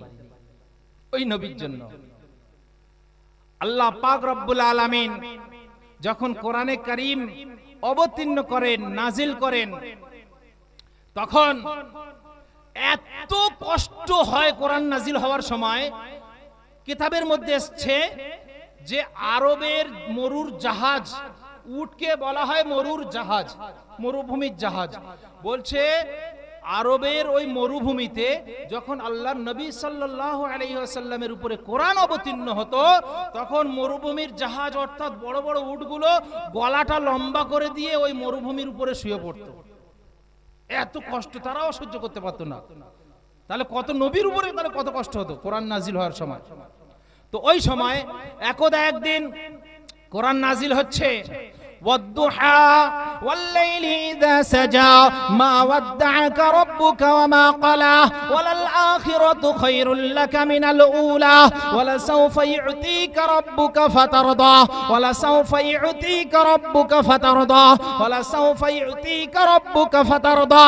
যখন এই আয়াতে কারিমাটা নাজিল হয়, যখন এই আয়াতটা যখন অবতীর্ণ হয়, তখন আল্লাহর নবী সাল্লাল্লাহু আলাইহি ওয়াসাল্লাম দোজাহানের বাদশা বলে, ও ভাই জিবরাইল, জিবরাইল একটু থমকে দাঁড়িয়ে যাও, একটু দাঁড়িয়ে যাও। অত কষ্ট হওয়ার পরেও ওয়ালা সাউফা ইউতিকা রাব্বুকা ফাতারদা, যখন এই আয়াতে কারিমা নাজিল হলো তখন আল্লাহর নবী বলে, ও ভাই জিবরাইল, আমি একটা কথা বলতে চাই, আমি একটা আবদার করতে চাই, আমি একটা আবেদন করতে চাই। আমার সমস্ত উম্মত, আমার কিয়ামত পর্যন্ত যত উম্মত এই পৃথিবীর জমিনে আসবে, আমি সমস্ত উম্মতকে ঝাঁটিয়ে গুড়িয়ে, আমি সমস্ত উম্মতকে যতক্ষণ না একটাও বাদ না যায়, সমস্ত উম্মতকে যতক্ষণ না নিয়ে আমি জান্নাতে যাব ততক্ষণ আমি খুশি হব না। নবী যতক্ষণ পর্যন্ত একটা উম্মত বাদ না রেখে সমস্ত উম্মতদেরকে নিয়ে জান্নাতে না যাবে ততক্ষণ নবী খুশি হবেন না। কি দরদি নবী আমার! তো সেই নবীর প্রেম, সেই নবীর মোহাব্বত, সেই নবীর ভালোবাসা কোথায়? আরে নবীর প্রেমে পাগল যারা প্রেম খেলা খেলে, হায় রে নবীর প্রেমে পাগল যারা প্রেম খেলা খেলে। হানজালা পাগল ছিল, নবীর প্রেমে জীবন দিল। হানজালা পাগল ছিল, নবীর প্রেমে জীবন দিল। নবীর প্রেমে অস্করুনি দন্ত দেয় ফেলে। নবীর প্রেমে পাগল যারা প্রেম খেলা খেলে, হায় রে নবীর প্রেমে পাগল যারা প্রেম খেলা খেলে। কথা ঠিক কিনা? হ্যাঁ, নবীর যারা প্রকৃত আশিক হবে, নবীর যারা প্রকৃত পাগল হবে, তারা কিচ্ছু চাইবে না, শুধু নবীকে চাইবে। আহারে সোনার নবী, দয়ার নবী, মায়ার নবী, কি নবী! ওই নবী একটাই উদ্দেশ্যে এসেছিলেন ধরার বুকে, শুধু আমরা যেন জাহান্নামে না যাই, আর আমরা জান্নাতের রাস্তাকে আরো সুগম করছি। কথা ঠিক কিনা? হ্যাঁ, সেজন্য করে সেই নবীর পথ আমাদের ধরতে হবে। ভাই, দুনিয়ার কোনো পথে শান্তি নাই, দুনিয়ার কোনো মতে শান্তি নাই, দুনিয়ার কোনো কিছুতেই শান্তি নাই, একমাত্র নবীর আদর্শের মধ্যে শান্তি আছে। চিল্লে বলুন ঠিক কিনা? তো সেজন্য করে সেই নবীর পথ আমাদের অনুসরণ, অনুধাবন করতে হবে। আল্লাহ পাক রব্বুল আলামিন জিবরাইল আলাইহিস সালাতু ওয়াস সালাম কে বলে, এ জিবরাইল, আমার হাবিবকে খবরটা পাঠিয়ে দাও, ময়দানে মাহশারের দিনে, কিয়ামতের কঠিন দিবসে সূর্য যখন মাথার উপরে আসবে, জমিন যখন তামার হয়ে যাবে, ওই কিয়ামতের ময়দানটা আদম নবীর নয়, ওই কিয়ামতের ময়দানটা ইব্রাহিম নবীকে দেয়া হবে না, ওই কিয়ামতের ময়দানটা মুসা কালিমুল্লাহকে দেয়া হবে না, ওই কিয়ামতের ময়দানটা ঈসা রূহুল্লাহকে দেয়া হবে না, ওই কিয়ামতের ময়দানটা ইসমাঈল জবিহুল্লাহকে দেওয়া হবে না। আমার হাবিবকে গিয়ে খবরটা পৌঁছে দাও, কিয়ামতের ময়দানটা হবে শুধু আমার মুহাম্মদুর রাসূলুল্লাহ সাল্লাল্লাহু আলাইহি ওয়াসাল্লাম মুস্তাফা কমলিওয়ালা বিশ্বনবী হাবিবুল্লাহ, আমার হাবিবের জন্য কিয়ামতের ময়দানটা ওই দিন ছেড়ে দেয়া হবে। আর আল্লাহ পাক রব্বুল আলামিন বলবেন, আমার হাবিবকে গিয়ে বলো, আমার হাবিবকে গিয়ে সুসংবাদটা দিয়ে দাও। কি সেই সুসংবাদ? জিবরাইল গিয়ে বলে, আসসালাতু আসসালামু আলাইকা ইয়া রাসূলুল্লাহ, আসসালাতু আসসালামু আলাইকা ইয়া হাবিবাল্লাহ, ইয়া রাসূলুল্লাহ। আল্লাহ পাক রব্বুল আলামিন একটা সুসংবাদ দিয়েছেন। কি সেই সুসংবাদ? আল্লাহ পাক রব্বুল আলামিন বলেছেন, এ আমার হাবিবকে গিয়ে সংবাদ দিয়ে দাও, আমার হাবিবের ৭০,০০০ উম্মতকে, গুনে গুনে ১,০০০, ২,০০০ নয়, ১০,০০০, ২০,০০০ নয়, গুনে গুনে ৭০,০০০ উম্মতকে আল্লাহ পাক রব্বুল আলামিন বিনা হিসাবে জান্নাতি ঘোষণা করে দেবে, বিনা হিসাবে। আল্লাহ নবী সাল্লাল্লাহু আলাইহি ওয়াসাল্লাম দোজাহানের বাদশার পেশানিটা একটু কুঁচকে গিয়ে মুখটা, চেহারা মোবারকটা একটু মলিন হয়ে গেল। মাত্র ৭০,০০০ ফেরেশতা, মাত্র ৭০,০০০ উম্মত, এত কোটি কোটি উম্মতের মধ্যে মাত্র ৭০,০০০ উম্মত বিনা হিসেবে যাবে, এতে আমি সন্তুষ্ট নয়। আয় জিবরিল আমিন, এই আমার দোস্ত জিবরাইল, আমার আল্লাহকে গিয়ে পায়গামটা শুনিয়ে দাও, আমার আল্লাহকে গিয়ে বলে দাও, এতে তোমার হাবিব সন্তুষ্ট নয়, এতে তোমার হাবিব খুশি নয়, তোমার হাবিব এতে সন্তুষ্ট হয়নি, মাত্র ৭০,০০০ বিনা হিসেবে যাবে, এতে তোমার নবী খুশি হয়নি। তখন জিবরাইল আলাইহিস সালাতু ওয়াস সালাম জিবরাইল আলাইহিস সালাতু ওয়াস সালাম আল্লাহ পাক রব্বুল আলামিনের কাছে গিয়ে এই কথা জানালো, হে রব্বুল আলামিন, তোমার হাবিব তো সন্তুষ্ট নয়, তোমার হাবিব তো খুশি হয়নি, মাত্র 70,000 উম্মত বিনা হিসেবে জান্নাতে যাবে। তখন আমার আল্লাহ রাব্বুল আলামিন বলে, এ জিবরিল, আমার হাবিবকে গিয়ে শুনিয়ে দাও, আমার হাবিবের যে 70,000 উম্মত উম্মতিরা বিনা হিসেবে জান্নাতে যাবে, ওই 70,000 উম্মত উম্মতিরা একটা ব্যক্তি আবার 70,000-এর জন্য সুপারিশ করে জান্নাতে যেতে পারে। তাহলে 70,000 ইন্টু 70,000, 4,70,000, 4,70,000 উম্মত উম্মতিকে আল্লাহ পাক শুধু নবীর ভালোবাসায়, শুধু নবীর খাতিরে, শুধু নবীর মহব্বতে 4,70,000 উম্মত উম্মতিকে বিনা হিসেবে জান্নাতে ঘোষণা করবেন। এটাই হচ্ছে নবীর পাওয়ার। কিয়ামতের ময়দানে লম্বা সেজদায় পড়ে যাবে, সবাই নফসি নফসি করবে, আদম নবীর কাছে যাওয়া হবে। আদম নবী বলবেন, না, এখন সুপারিশ করার ক্ষমতা আমার নেই, তোমরা ইব্রাহিমের কাছে চলে যাও। ইব্রাহিম নবী বলবেন, আমার এ ক্ষমতা নেই, এ পাওয়ার আমাকে দেওয়া হয়নি, তোমরা মুসার কাছে চলে যাও। মুসা নবীর কাছে যাওয়া হবে। মুসা নবী বলবে, একটা সন্ধান আমি দিতে পারি, এ তো সুপারিশ করার ক্ষমতা নেই, কিন্তু একটা সন্ধান আছে, ওই ব্যক্তিটাই সুপারিশ করতে পারে, তোমরা চলে যাও। আখেরি জামানার পয়গম্বর, দো জাহানের বাদশা আব্দুল্লাহর বেটা মুহাম্মাদের কাছে ওই একজনই পারে কিয়ামতের ময়দানে উম্মতের জন্য সুপারিশ করার। আর আল্লাহর নবী সাল্লাল্লাহু আলাইহি ওয়াসাল্লাম সিজদায় লুটিয়ে পড়বেন আর জিবরাইলকে ডাকবেন, ইয়া রাসূলুল্লাহ, ইয়া হাবিবাল্লাহ, আল্লাহ পাক আপনার জন্য মতির সিংহাসন পাঠিয়ে দিয়েছে, আপনি মাথা উঁচু করেন, মাথা তোলেন। আল্লাহর নবী সাল্লাল্লাহু আলাইহি ওয়াসাল্লাম মাথা ওঠাবে না, আর সিজদায় লম্বা সিজদায় পড়ে ইয়া হাবলি রাব্বি উম্মতি, উম্মতি উম্মতি করবেন, আর ময়দানে মাহশারের দিনে কাঁদবেন। আর আল্লাহ পাক রব্বুল আলামিন সইতে না পেরে বলবে, ওরে হাবিব, মাথা তোলো, চাও তুমি কি চাইবে, তুমি কি আবদার করবে করো, আমি তোমার আবদারকে পূরণ করব। আল্লাহর নবী সাল্লাল্লাহু আলাইহি ওয়াসাল্লাম মাথা ওঠাবেন আর বলবেন, আমার কোনো চাহিদা নেই, আমার উম্মতদেরকে জাহান্নাম থেকে বাঁচিয়ে জান্নাতে পাঠিয়ে দেন। জোরে বলুন। হ্যাঁ, এটাই নবীর চাওয়া। আল্লাহ পাক বলবেন, ওরে আমার হাবিব, ওরে আমার দোস্ত, কিয়ামতের ময়দানটা যখন তোমার উম্মতদের জন্য আমার কিছু খাস কিছু বৈশিষ্ট্য আছে, আমার কিছু অফার আছে, আমি কিছু ছাড়পত্র দিয়েছি তোমার উম্মতদের জন্য। শুধু নবীর উম্মতদের জন্য ময়দানে মাহশারের দিনে বিরাট বড় স্টেজ তৈরি করা হবে, বিরাট বড় গ্যালারি তৈরি করা হবে, সমস্ত নবীর উম্মতেরা নিচে থাকবে, আর আখির জামানের পয়গম্বর, দুজাহানের বাদশা আর নবীর উম্মত এবং নবী, আমার নবী, আপনার নবী রাহমাতুল লিল আলামিন, তিনি এবং তার সকল শেষ নবীর উম্মতেরা, আমরা থাকবে স্টেজের উপরে, অন্য নবীর উম্মতরা থাকবে স্টেজের নিচে। সুবহানাল্লাহ, এটাই হচ্ছে সম্মান। আল্লাহ পাক সমস্ত বিচারের পরে যারা জাহান্নামী হবে তাদের কারোর হাতে শিকল বাঁধবে, কোমরে বেড়ি দেবে, চেহারা মোবারক কালো হয়ে যাবে,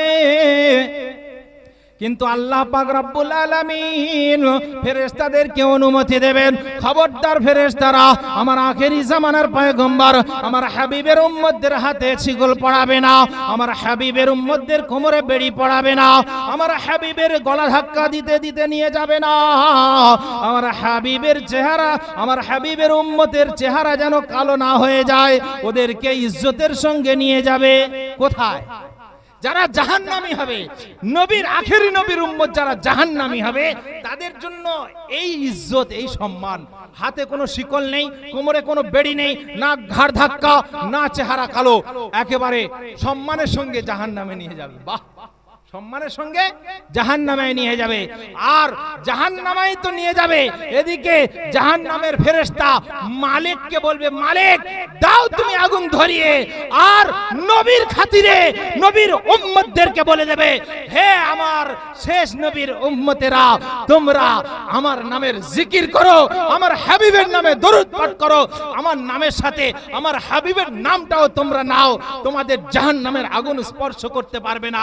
এদিকে এদিকে জাহান্নামকে উস্কে দেবে। জাহান্নামের যে দারোয়ান, জাহান্নামের যে গেটম্যান, জাহান্নামের যে ফেরেশতা মালিক, তার নাম হচ্ছে মালিক, সেই মালিককে অনুমতি দেবে, মালিক তোমার কাজ তুমি শুরু করে দাও। আর এদিকে আখেরি জামানার উম্মতেরা যারা জাহান্নামী হবে তাদেরকে আল্লাহ আবার এদিকে শিখিয়ে দেবে, তোমরা কলেমা পড়তে থাকো। জাহান্নামে যাওয়ার পরে যখন কলেমা পড়তে থাকবো, লা ইলাহা ইল্লাল্লাহ, লা ইলাহা ইল্লাল্লাহ, লা ইলাহা ইল্লাল্লাহ মুহাম্মাদুর রাসূলুল্লাহ, যখন এই কলেমা পড়তে থাকবো, জাহান্নামের আগুন আমাদেরকে খাওয়ার জন্য গ্রাস করতে আসবে, জাহান্নামের আগুন আমাদের পুড়িয়ে দেওয়ার জন্য আসবে। কিন্তু যখন বারে বারে কলেমার আওয়াজ তুলবো, লা ইলাহা ইল্লাল্লাহ, যখন এই কথা বলতে থাকবো, জাহান্নামের আগুন আবার পালিয়ে যাবে। যখন আবার যখন বন্ধ করে দেবো, আবার গ্রাস করতে আসবে। আবার যখন লা ইলাহা ইল্লাল্লাহ নবীর নাম পড়বো মুহাম্মাদুর রাসূলুল্লাহ, তখন আবার জাহান্নামের আগুন পালিয়ে যাবে। তখন মালিক কি করবে? ওই জাহান্নামের আগুনকে চাবুক পেটা করবে, চাবুক মারবে, আঘাত করবে, বলবে কেন তোমরা ওদেরকে জ্বালাচ্ছ না, কেন তোমরা ওদেরকে পুড়িয়ে ভস্ম করছো না? তখন জাহান্নামের আগুন বলবে, ওরা এমন একটা মন্ত্র পাঠ করছে, ওরা এমন একটা নামের জিকির করছে, ওদেরকে স্পর্শ করা তো দূরের কথা, ওদের কাছে আমি ঘেঁষতে পারছি না। এটাই হবে শেষ নবীর উম্মতদের অফার। অবশেষে একটা করে আল্লাহর নবী সাল্লাল্লাহু আলাইহি ওয়াসাল্লাম বলেন, কেউ যদি ভুলেও একবার, মুহাব্বতে না হলেও ভুলেও একবার কলেমা পড়েছে, কলেমার জিকির করেছে, একদিন না একদিন তাকে নিয়ে জাহান্নাম থেকে মুক্ত করে আমি জান্নাতে নিয়ে যাব। এমত অবস্থায় জাহান্নাম থেকে একটা আওয়াজ আসবে। আল্লাহ পাক রব্বুল আলামিন জিবরাইল আমিন আলাইহিস সালাতু ওয়াস সালামকে ডেকে বলবেন, এই জিবরাইল, আমার আরশে একটু কান লাগিয়ে শোনো তো, কি আওয়াজ শুনতে পাও? জিবরাইল আলাইহিস সালাতু ওয়াস সালাম আরশ পাকে কান লাগিয়ে শুনবে, আর একটা আওয়াজ শুনতে পাবে, ইয়া হান্নান, ইয়া মান্নান। আল্লাহর নাম একটা সিফাতি নাম হচ্ছে হান্নান, আর একটা সিফাতি নাম হচ্ছে মান্নান। আল্লাহর নাম ধরে ডাকবে আর বলবে, ও হান্নান, ও মান্নান, অর্থাৎ ওগো আল্লাহ, আমাদেরকে বাঁচাও, আমাদেরকে জাহান্নাম থেকে বের করে নাও। ও হান্নান, ও মান্নান, আমাদেরকে জাহান্নাম থেকে বের করে নাও। জিবরাইল আমিন আলাইহিস সালাতু ওয়াস সালাম আরশ পাকে কান লাগিয়ে শুনতে পাবে, আয় আল্লাহ পাক রব্বুল আলামিন, এ তো যেন একটা আওয়াজ শুনতে পাচ্ছি, জাহান্নামীদের কান্নার আওয়াজ, জাহান্নাম থেকে যেন কে ডাকছে তোমাকে, তোমার সিফাতি নাম ধরে, ওগো হান্নান, ওগো মান্নান, জাহান্নামের আগুন আর সইতে পারি না, আমাদেরকে বাঁচিয়ে নাও। আমার আল্লাহ পাক বলে, ও জিবরাইল, যাও যাও যাও যাও যাও যাও, চলে যাও, জাহান্নাম থেকে ওদেরকে উঠিয়ে নাও, জাহান্নাম থেকে ওদেরকে বের করে নাও। ওরা যখন আমার সিফাতি নাম ধরে ডেকেছে, আমার রহমতের দরিয়ায় জোশ মেরে উঠেছে, ওদেরকে জাহান্নাম থেকে বের করে নাও। জিবরাইল আলাইহিস সালাতু ওয়াস সালাম জাহান্নামের কিনারে পৌঁছে যাবে, গিয়ে তাদের ঠিকানা খুঁজে পাবে না। তাদের ঠিকানা না খুঁজে পেয়ে হযরতে মালিক অর্থাৎ জাহান্নামের ফেরেশতা জাহান্নামের গেটম্যানকে বলবে, দুজনে এমন আছে, দুজন মিলে আল্লাহকে ডাকছে, সেই দুজন কোথায়? তাদেরকে আল্লাহ বার করতে বলেছে। মালিক খাতা খুলে দেখবে, তাদের নাম খুঁজে পাবে না। অবশেষে ফিরে আসবে, ওরে আল্লাহ, তাদেরকে খুঁজে পেলাম না। আল্লাহ বলবে, আরেকবার আরো সে কান লাগিয়ে শোন। আবার আরেকবার আরো সে কান লাগিয়ে শোনার পরে জিবরাইল আলাইহিস সালাতু ওয়াস সালাম শুনতে পাবে, ইয়া হান্নান, ইয়া মান্নান, ও হান্নান ও মান্নান, আমাদেরকে বাঁচিয়ে নাও, আমাদেরকে জাহান্নাম থেকে বের করে নাও, জাহান্নামের আগুন আর সইতে পারছি না। ও আল্লাহ, আমাদেরকে জাহান্নাম থেকে বাইর করে নাও, আমরা আর আগুন সহ্য করতে পারি না। অবশেষে জিবরাইল আলাইহিস সালাতু ওয়াস সালাম গিয়ে জাহান্নামের কিনারে পৌঁছে যাবে আর আল্লাহকে বলবে। আল্লাহ বলে, আল্লাহ পুরো লোকেশনটা জিবরাইলকে দেখিয়ে দেবে। এই অমুক জায়গায় অমুক জাহান্নামের গভীরে অমুক স্থানে দুটো বান্দা আছে, তারা একেবারে পুড়ে ঝলসে ভস্ম হয়ে গেছে, পুরো পোকার রূপ ধারণ করেছে, পুড়ে পোকা হয়ে গেছে, ছাই হয়ে গেছে, কালো হয়ে গেছে।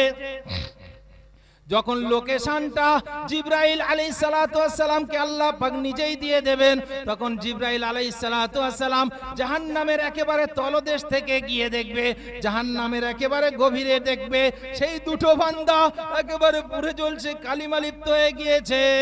জীবনে একবার জীবনে লা ইলাহা পড়েছিল, ইল্লাল্লাহ পড়েছিল, নবীর নামটা উচ্চারণ করেছিল, কিন্তু খুবই পাপী ছিল।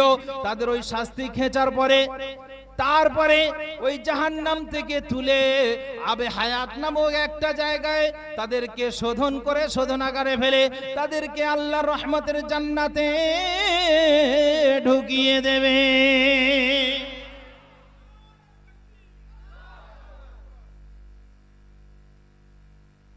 আর যারা নরমালি এই আমরা যারা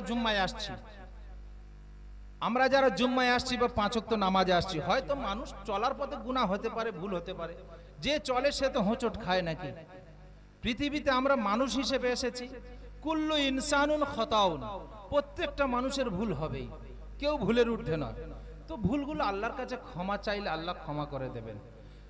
তো আমরা যারা নবীর মোহাব্বত আমাদের অন্তরে আছে, কোন গুনাহ করার কারণে হয়তো জাহান্নামে গিয়েছি, কোন গুনার কারণে, আমার আল্লাহ পাক এত দয়ালু, এত দয়ালু, এত গফুরুর রহিম, এত রহমানুর রহিম। আমার আল্লাহ পাক কি করবেন জানেন? হয়তো ভুলের কারণে, গুনাহ করার কারণে জাহান্নামে দিয়ে দিয়েছেন, কিন্তু আল্লাহ পাক বলে দেবেন, ওই আমাদেরকে শিখিয়ে দেবেন তোমরা জিকির করো। আরেক দলকে শিখিয়ে দেবেন তোমরা ঘুমের দোয়া, অর্থাৎ মৃত্যুর দোয়া, মৃত্যুর যে দোয়া আর ঘুমের দোয়া একই। আল নাউমু কাল মাউতি, ঘুম नींद मौत जैसा है, ঘুম হচ্ছে মৃত্যুর ভাই।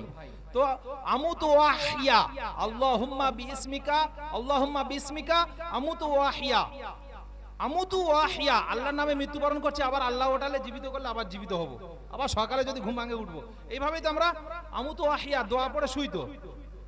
তো জাহান্নামে যখন আমাদেরকে ঢুকিয়ে দেবেন, আল্লাহ পাক আমাদেরকে শিখিয়ে দেবেন তোমরা মৃত্যু তো আর হবে না, বলছে তোমরা মৃত্যুর দোয়া পড়ে নাও, ঘুমের দোয়া পড়ে নাও।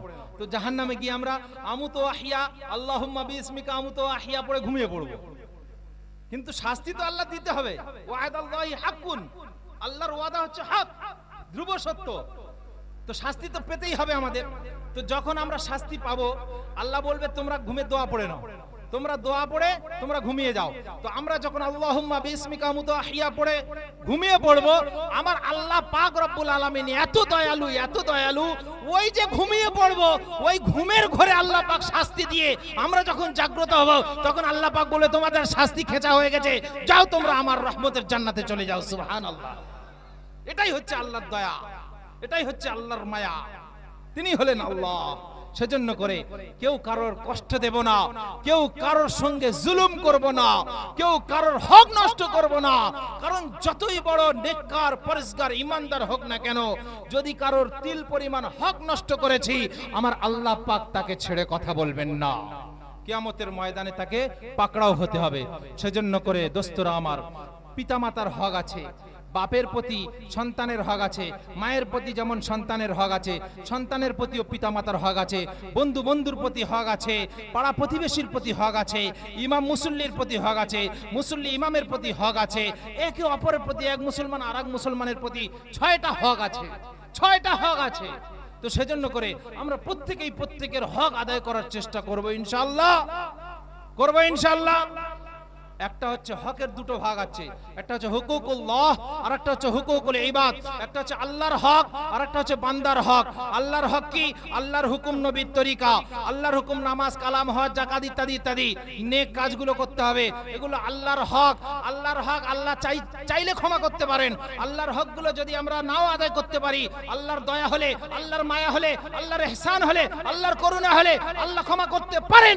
কিন্তু যদি কোনো বান্দার হক নষ্ট করে যায়, আল্লাহ ওতে কাউকে হস্তক্ষেপ করবে না, আল্লাহ ক্ষমা করবে না যতক্ষণ না ওই বান্দার কাছ থেকে আমরা ক্ষমা চাইবো। কথা ঠিক কি না? সেজন্য করে তাহলে বেশি বেশি করে হক নষ্ট করবো তো ইনশাআল্লাহ? হ্যাঁ, এই দা বলে ইনশাআল্লাহ বেশি বেশি করে হক নষ্ট করবেন? হ্যাঁ, নাউজুবিল্লাহ, জোরে বলা যাবে না। যাই হোক, আল্লাহ পাক যেন আমাদের দ্বারা কারোর হক নষ্ট না করায়, প্রত্যেকের হক যেন আদায় করার তৌফিক দান করেন। এখন বর্তমান যে পরিস্থিতি, আমরা এতক্ষণ তো নবীর আগমনের কিছু, নবীর আদর্শের কথা কিছু শুনলাম, নবীর জীবন কাহিনী কিছু শুনলাম, নবীর কিছু অলৌকিক, নবীর কিছু মুজিজা, নবীর কিছু আকর্ষণীয় ঘটনা আমরা শুনলাম।